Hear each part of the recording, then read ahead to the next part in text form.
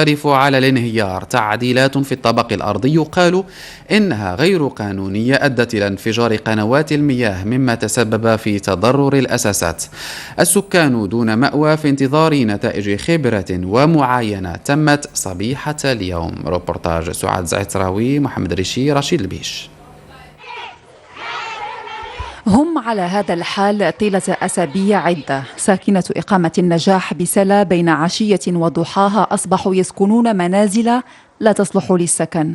السبب ان السيد اللي حضرنا اللي عنده المتجر صالون قام بالتغييرات في المحل ديالو وحبس علينا المصرف ديال الواد الحار، مما ادى ان الاختناق الهونغار ورجع الماء كله للشقق السفليه، وما ادى الى غرق الاساس. الناس جميع المسؤولين وجميع اللي عندهم يد في هذا الشيء يدخلوا وينصفوني وينصفوا لي وليداتي.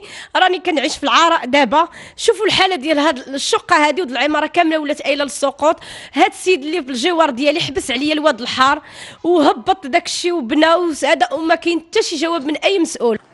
صالون الحلاقة والتجميل شوه معالم كل ركن بهذه الإقامة، وجميع أشغال الإصلاح لم تصلح شيئا.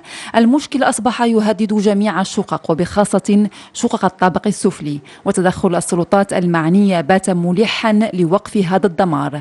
لجنة موسعة تضم جميع الأطراف زارت هذا الصباح إقامة النجاح. هذا المشكل اللي ناتج على التغييرات اللي قام بها السيد مول المحلات التجارية، وحنا في الإدارة ديالنا راه قمنا بضبط المخالفة ديالو من شهر 5.